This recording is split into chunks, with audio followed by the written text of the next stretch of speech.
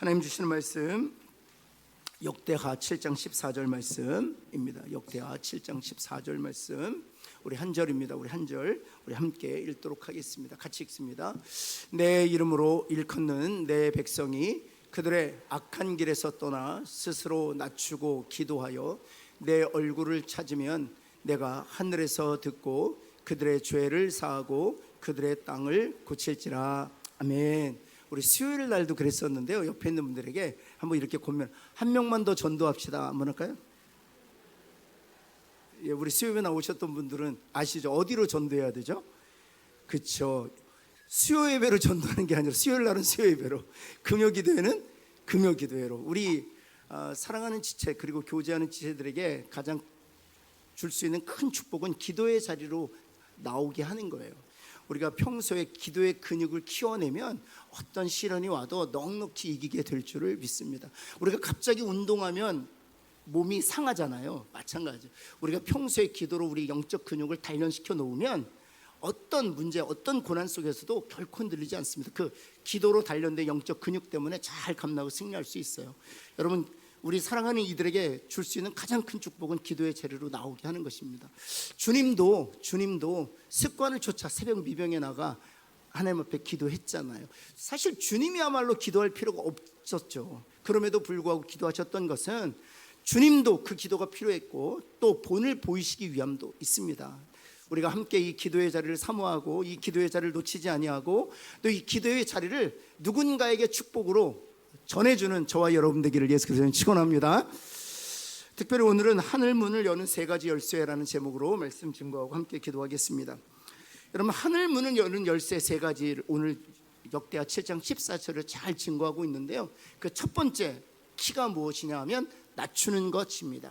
하나님 앞에서 자신을 낮추는 것, 이것이 바로 하나님의 마음을 여는, 그리고 하늘 문은 첫 번째 열쇠입니다. 우리가 잘 아는 것처럼 교만은 패망의 선봉이요 겸손은 존귀의 앞잡이다. 무엇을 말하는 것입니까? 교만은 패망을 이끌어 간다는 것이죠. 그리고 겸손은 존귀를 우리에게 가져다 준다는 것입니다. 그만큼 겸손한 자를 하나님께서 기뻐하신다는 것이겠죠. 역대하 7장 14절 말씀을 볼까요? 스스로 낮추라 이렇게 말씀하셨습니다. 하늘 문은 첫 번째 열쇠, 스스로 낮추는 것입니다. 여러분, 특별히 오늘 이 역대하 7장 14절은 언제 하나님께서 말씀하신 것일까요? 어떤 상황에서 하나님께서 말씀하신 것일까요? 기가 막힌 순간에서 하나님께서 주신 말씀이에요. 이 말씀은 솔로몬에게 주신 말씀이거든요. 솔로몬이 다윗도 이루지 못했던 성전을 짓고 낙성식할 때, 헌당식이죠. 오늘 말은 헌당식할 때 1000명의 제사장들이 하나님을 찬송하고 하나님의 영광이 동쪽에서 임하여 제사장이 수종될 수 없을 만큼 하나님의 임재로 충만했던 그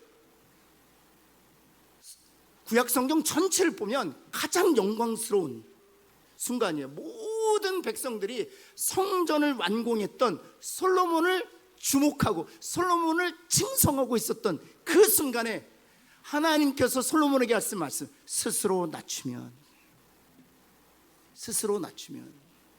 우리가 영광스러운 순간에 우리는 쉽게 교만합니다. 우리가 영광스러운 순간에 그 영광을 내가 취하려고 합니다. 사람들이 나를 주목할 때, 사람들이 나를 칭찬할 때, 사람들이 나를 인정할 때 마치 그 모든 것이 나로 말미암아 된 것인 양 우리가 우리 스스로를 높이기 시작한다는 사실입니다.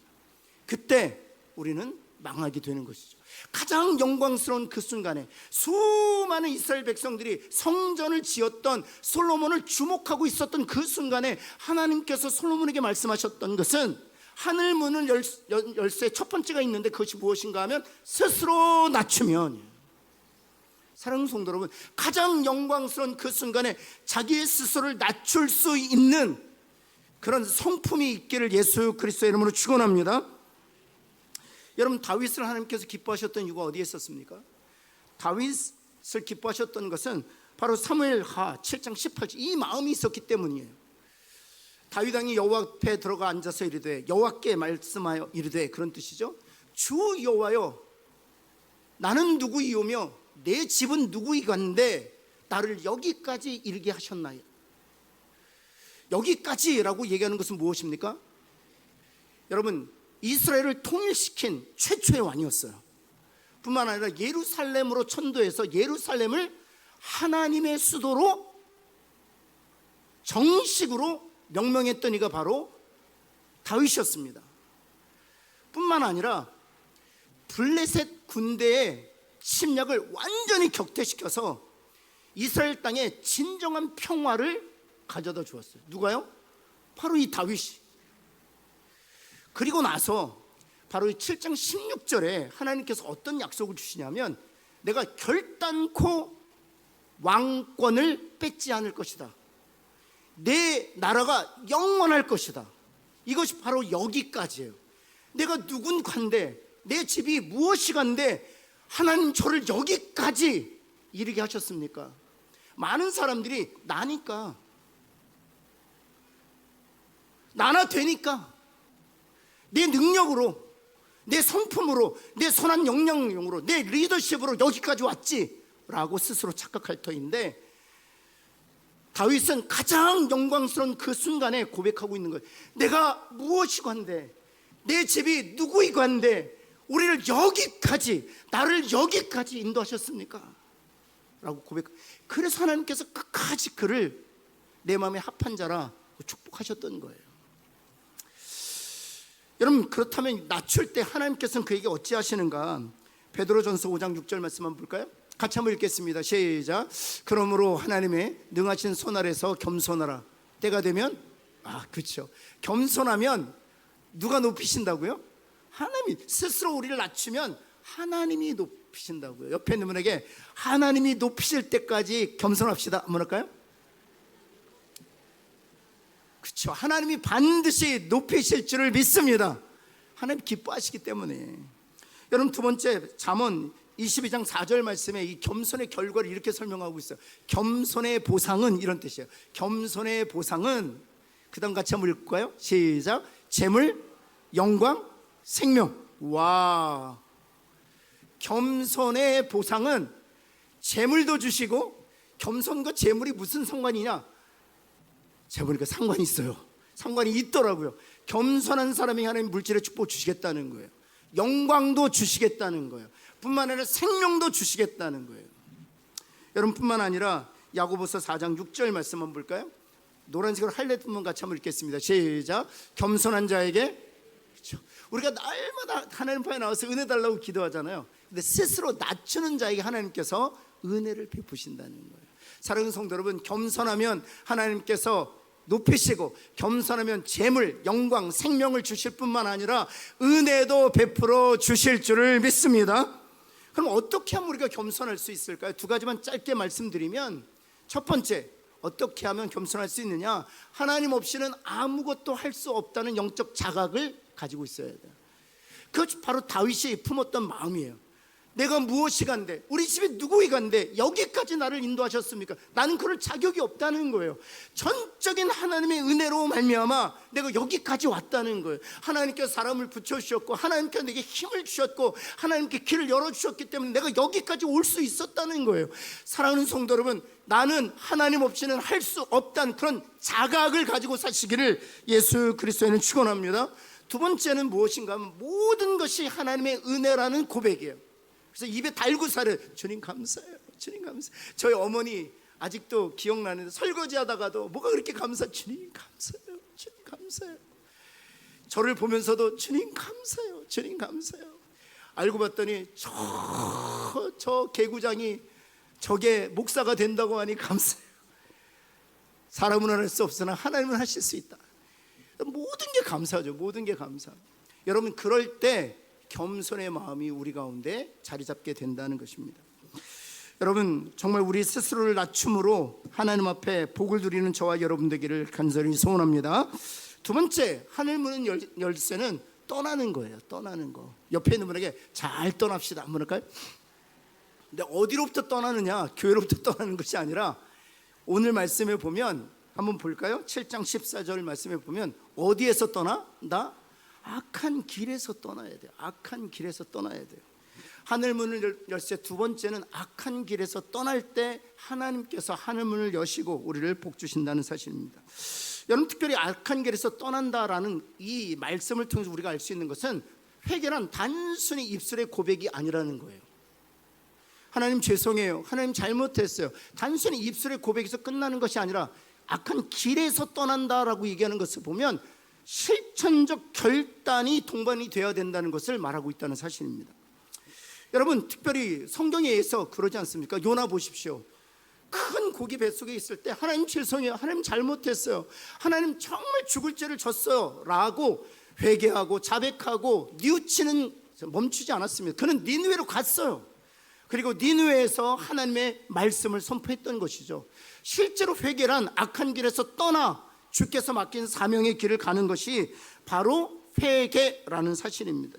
여러분, 니느웨도 역시 마찬가지 아닙니까? 요나가 회개의 복음을 전할 때 니느웨 사람들이 그 복음을 듣고 하나님 앞에서 죄를 머리에 쓰고 그들이 하나님께 돌아왔을 때 그들이 멸망받아야 마땅한 민족이었지만 하나님께서 그들을 사하시고 그들을 치료하시고 그들을 회복시켜 주셨다는 사실입니다.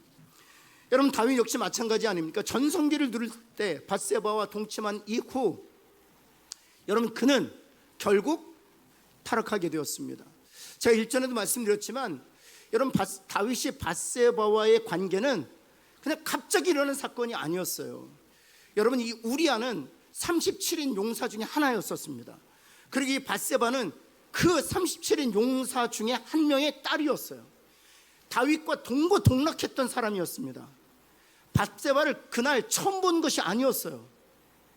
아마 우리아와 밧세바의 결혼에 제가 상상해보건대 주례를 다윗이 섰을지도 모르겠어요. 늘 알고 지냈던 우리아는 자신의 오른팔과 같은 수족이었고요, 밧세바는 자신의 오른팔 같은 수족의 딸이었어요. 늘 알고 지내던 사이였었어요. 여러분, 그런데 여기서 중요한 것은 그럴지라도 회개하고 주께 돌아오면 하나님께서 그를 치료하시고 회복시키시고 다시 메시아의 조상이 되게 하신다는 사실이에요. 사랑하는 성도 여러분, 악한 길에 설 수 있습니다. 그러나 회개하고 돌아오면 하나님께서 다시 치료하시고 하나님께서 다시 그에게 사명을 허락하신 대로 그의 길을 가게 하신다는 사실이에요. 돌아오는 것을 주저하지 않으시고 돌아서시기를 예수 그리스도에 다시 한번 축원합니다. 여러분, 삭개오 역시 마찬가지 아닙니까? 삭개오가 후에 목회자가 되잖아요. 그가 목회자가 되어서 이 가이사랴, 핍박이 가장 자행되던 이 가이사랴에서 여러분 가장 큰 교회의 부흥을 선도하는 그런 감독이 되었습니다. 그 모든 근간은 무엇이 있어요? 바로 회개하고 돌이켰기 때문이에요. 여러분, 그렇다면 어떻게 하면 우리가 회개할 수 있을까? 어떻게 하면 우리가 돌이킬 수 있을까? 두 가지만 좀 보시면, 첫 번째, 우리 한번 같이 한번 읽어볼까요? 시작. 하나님의 말씀으로 자신을 비추어야 한다.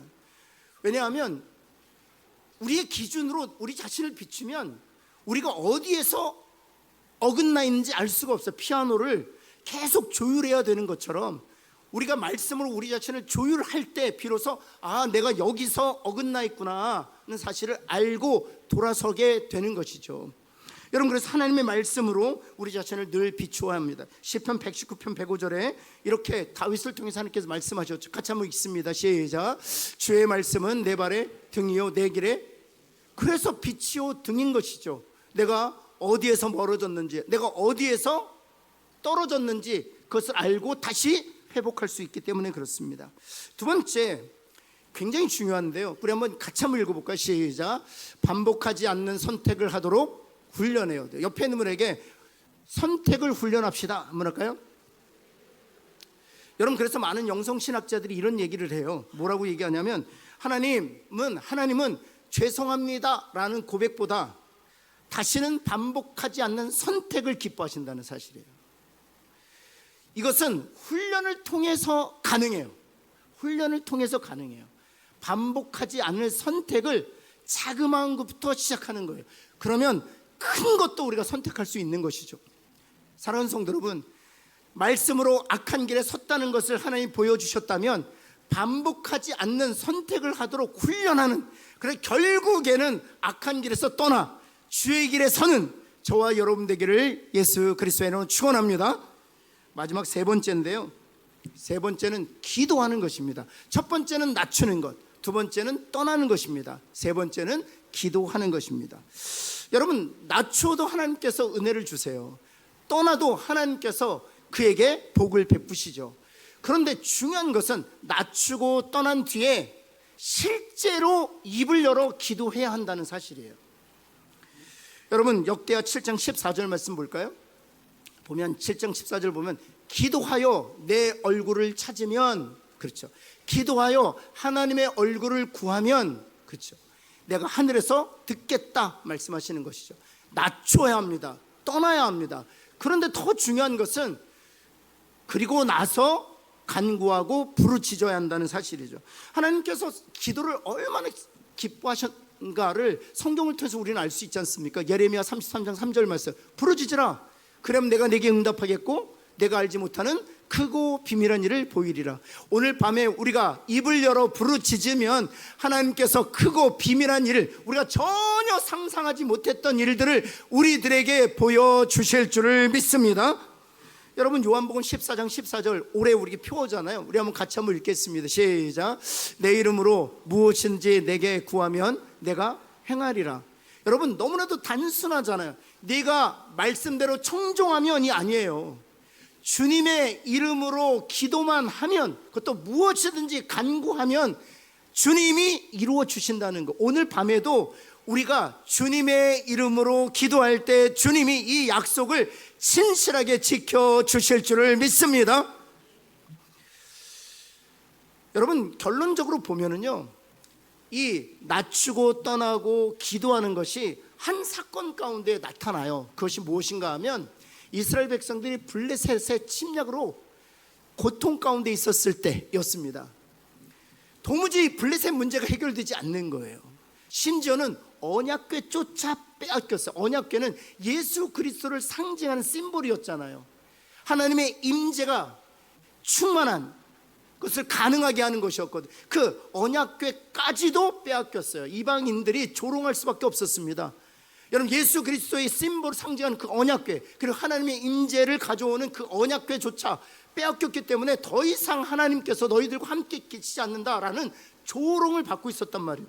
그런 상황에서 사무엘이 무엇을 선택했느냐 하는 거예요. 하늘을 여는 열쇠가 필요했던 거예요. 하늘을 여는 열쇠. 여러분, 우리가 인생을 보면은요, 안 풀려요. 이 문제가 해결되지 않아요. 아무리 발버둥 치고 아무리 노력하고 아무리 애써도 해결되지 않는 문제가 있어요. 그게 관계일 수도 있고요, 경제적인 문제가 있을 수도 있고요, 여전히 믿지 않은 배우자나 자녀들일 수도 있어요. 어떤 문제든지 해결되지 않는 문제들이 있어요. 그럴 때 우리가 하늘은 여는 열쇠를 우리가 손에 쥐어야 돼요. 한번 볼까요? 사무엘이 선택한 것, 사무엘상 7장 6절 한번 볼까요? 여기에 보면 그들이 미스바에 모여, 그렇죠, 그 다음에 물을 길어 어디에다 부었다고요? 여호와 앞에 부었다는, 물을 여호와 앞에 부었다는 것이 무슨 의미를 가지고 있을까요?